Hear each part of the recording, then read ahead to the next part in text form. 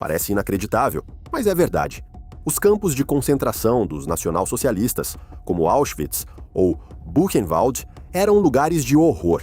Em todos esses campos, eram usados os métodos mais cruéis e perversos para eliminar pessoas. Mas existiu um campo de concentração ainda mais perverso, ainda mais cruel e ainda mais perturbador do que todos os outros. No fundo das regiões pantanosas dos Balcãs, mais precisamente no território da atual Croácia, havia um campo onde eram usados métodos tão atrozes que até nazistas alemães de alto escalão ficaram completamente horrorizados com a forma como as pessoas eram tratadas ali. Estamos falando do campo de Jasenovac, um campo de extermínio construído pelos fascistas croatas, cuja história, até hoje, continua chocantemente pouco conhecida. E é exatamente esse campo, os métodos perturbadores, usados pelos oficiais de lá, e o motivo pelo qual ele foi criado, que nós vamos mostrar neste vídeo. Provavelmente, você nunca ouviu falar muito do nome Jasenovac. Isso porque ele não era um campo de concentração nazista, pelo menos não oficialmente. Mas antes, precisamos explicar isso rapidamente. Em abril de 1941, as potências do eixo, ou seja, a Alemanha nazista e a Itália fascista, destruíram a Iugoslávia. Sobre suas ruínas, criaram o chamado Estado Independente da Croácia. Só que esse Estado não tinha absolutamente nada de independente. Na prática, era apenas um Estado fantoche de Hitler.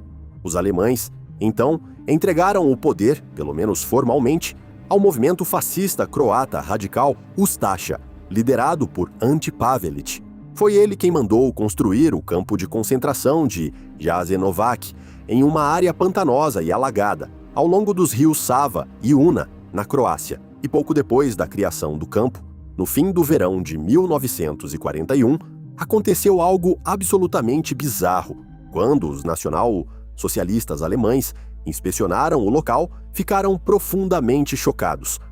Edmund Glaise von Horstenau, um general de alto escalão da Wehrmacht alemã, chamou o campo, em relatórios oficiais, de o auge do horror no mundo. Em seu diário, ele escreveu que a simples visão das condições ali era suficiente para fazer alguém vomitar. Outros estrategistas alemães concordavam com ele. Os nazistas não viam aquele campo como eficiente, mas como um matadouro doentio e fora de controle. Mas o que exatamente acontecia ali para abalar até os nazistas dessa forma? O que diferenciava Jasenovac de outros campos de concentração era o fato de não existirem câmaras de gás. Os guardas da Ustaša não matavam apertando um botão, eles matavam quase sempre com as próprias mãos. E isso era realmente horrível. Dezenas de milhares de prisioneiros eram levados em grandes grupos até as margens arenosas dos rios Sava e Una, que cercavam o campo. Em vez de usar pelotões de fuzilamento, que os guardas consideravam caros demais e ineficientes, eles transformaram as margens dos rios em verdadeiros matadouros a céu aberto. Para assassinar as pessoas, usavam ferramentas rudimentares, como marretas pesadas, porretes de madeira, machados, barras de ferro e até serrotes comuns. Muitas vezes, as vítimas eram obrigadas a se ajoelhar na beira de enormes valas escavadas ou a ficar diretamente junto à água. Então, os assassinos esmagavam seus crânios com força física brutal. Muitas vítimas não morriam na hora. Ficavam gravemente feridas e eram empurradas, sangrando, para a correnteza, onde acabavam se afogando em agonia. Diferente, por exemplo, dos homens em Auschwitz, que abriam uma escotilha e lançavam gás venenoso, ou que atiravam nos prisioneiros. Os guardas croatas terminavam seus turnos, literalmente, cobertos dos pés à cabeça com sangue, fragmentos de ossos e tecido humano das vítimas. Do ponto de vista da liderança croata do campo, porém, a violência bruta com martelos e machados tinha uma grande desvantagem. Exigia a enorme força física dos algozes. Para tornar o massacre de pessoas mais eficiente, sem desperdiçar munição cara, a Ustaša rapidamente introduziu uma ferramenta agrícola especial que logo se tornaria o símbolo máximo do terror de Jasenovac, o Srbosjek, que pode ser traduzido como cortador de sérvios. Essa ferramenta, fabricada na Alemanha, era originalmente destinada à colheita de trigo nos campos. Ela consistia em uma lâmina curva, extremamente afiada, com cerca de 12 centímetros de comprimento capaz de cortar feixes inteiros de trigo com facilidade. Mas a Ustasha a transformou em uma arma de assassinato diabólica. A lâmina era presa a uma placa redonda de couro ou cobre que depois era amarrada sobre o dorso da mão e os nós dos dedos, como uma meia-luva.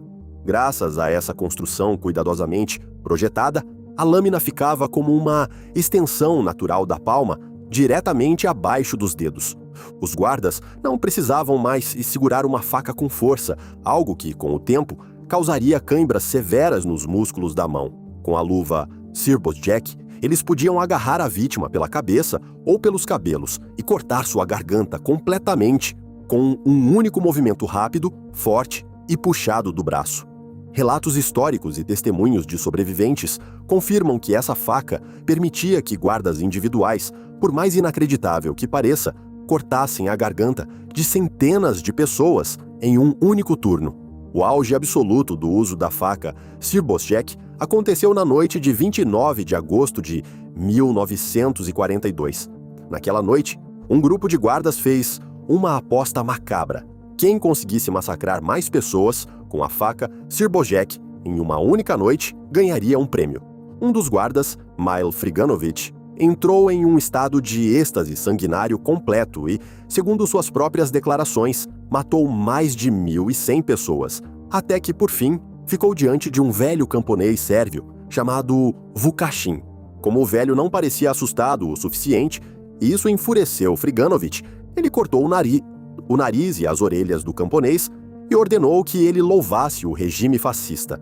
Mas quando o velho simplesmente olhou nos olhos dele e disse em voz baixa: "Faça o seu trabalho, meu filho", aquilo destruiu a mente do assassino. Friganovich ficou paralisado e não conseguiu matar mais ninguém pelo resto da noite. Seus colegas, porém, não interromperam o massacre. No fim, a competição foi vencida pelo guarda Petar Brzica. Naquela única noite, ele cortou a garganta de 1.360 pessoas. Como prêmio, recebeu da administração do campo um relógio de ouro e um porco assado. O fato de a faca Sirbosjek ter sido a ferramenta favorita absoluta dos guardas sádicos de Jasenovac não significa, porém, que eles tenham parado de inventar outros sistemas de tortura e assassinato. Um desses métodos era conhecido entre os prisioneiros como o arame. Os braços dos prisioneiros eram amarrados com extrema força atrás das costas, usando um arame metálico grosso e afiado. O arame então cortava profundamente a pele e a carne. Quando os prisioneiros eram amarrados dessa forma, até o menor movimento causava uma dor insuportável, como se o corpo estivesse sendo fatiado. E no ambiente imundo e pantanoso do campo, isso quase inevitavelmente levava a infecções fatais. Os guardas usavam o arame até mesmo quando levavam os prisioneiros para a execução nas margens dos rios, onde eles já iriam morrer de qualquer maneira. Portanto, também era um meio de torturar, humilhar e destruir psicologicamente as vítimas o máximo possível antes da morte. Assim como nos campos de concentração alemães, Jasenovac também tinha fornos industriais usados como crematórios para queimar a incontável quantidade de corpos. Mas, diferentemente dos campos alemães, os chamados fornos Pitli, batizados com o nome de seu inventor, o engenheiro civil croata Rinko Pitli, também eram usados para lançar prisioneiros vivos dentro das câmaras de combustão em chamas. O provável auge da crueldade, porém, foi alcançado no subcampo de Stara Gradiška. Essa parte do campo era destinada especificamente a mulheres e crianças. Só ali estima-se que 20.000 crianças tenham sido assassinadas.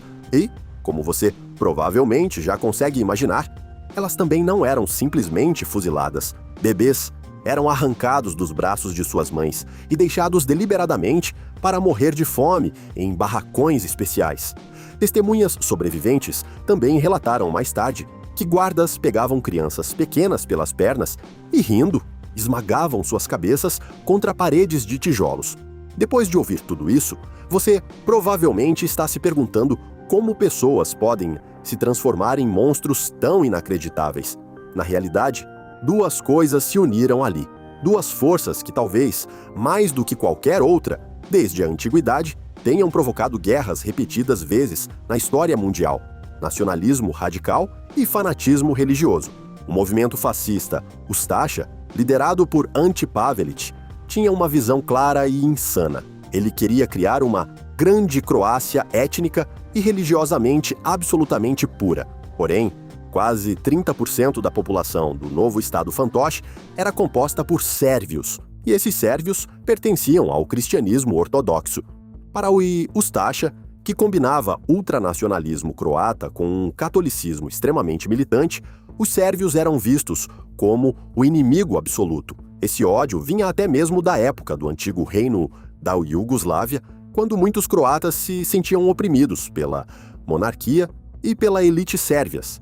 No fim, todos os perpetradores de Jasenovac haviam crescido desde a infância, alimentando ódio contra suas futuras vítimas, assim como seus antepassados. E por isso, eles nem sequer viam os sérvios como seres humanos. E talvez o mais perturbador seja que nem mesmo pessoas profundamente religiosas se colocaram contra esse horror. Pelo contrário, elas o alimentaram ainda mais. Pessoas como Miroslav Filipović Majstorović. Ele era um ex-frade franciscano chamado pelos prisioneiros de Fra Sotona, ou seja, Irmão Satanás. Como comandante do campo de Jasenovac, esse clérigo foi responsável pela morte de 40 mil pessoas. E ele não apenas dava ordens. Depois das missas, ele repetidamente matava prisioneiros com as próprias mãos, de perto, da forma mais brutal possível. Depois, segundo relatos, sentava-se em sua cadeira e declarava que a justiça havia sido feita. Também se diz que ele gostava de se divertir sadicamente lançando bebês para o alto e tentando empalá-los com uma adaga, enquanto outros guardas apostavam se ele conseguiria ou não. Mais tarde, ele admitiu ter matado pessoalmente mais de 100 vítimas. O horror de Jasenovac finalmente terminou em abril de 1945, quando os partisans comunistas liderados por Tito se aproximaram do campo. Os guardas entraram em pânico. Às pressas, assassinaram os cerca de 600 prisioneiros restantes e depois explodiram o campo. Os principais arquitetos do campo, incluindo o líder da Ustasha, Ante Pavelić, nunca foram responsabilizados, porque fugiram para o sul por rotas de fuga clandestinas, usadas por nazistas e fascistas.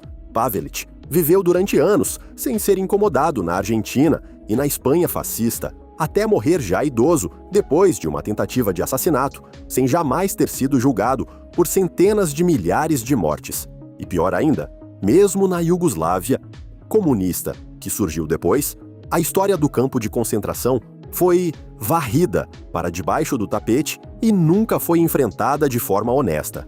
Mas quando a Iugoslávia começou a se desintegrar no fim da década de 80 e no início da década de 90, a história de Jasenovac foi retirada dos arquivos e usada como arma política. Croatas minimizaram o campo e o trataram como se fosse apenas um simples campo de trabalho. Do outro lado, nacionalistas sérvios, sob Slobodan Milošević, passaram a exagerar massivamente o número de mortos, falando em mais de 1 milhão de vítimas. A televisão estatal sérvia exibiu imagens horríveis do campo durante semanas, e Milošević usou aquele trauma antigo para provocar pânico em massa na população sérvia. E assim, essa dor histórica artificialmente reacendida acabou se tornando um dos principais combustíveis das sangrentas guerras iugoslavas da década de 90, nas quais mais de 100 mil pessoas morreram novamente. Se você gostou deste vídeo, deixe o seu like, inscreva-se no canal, obrigado por assistir e até o próximo vídeo.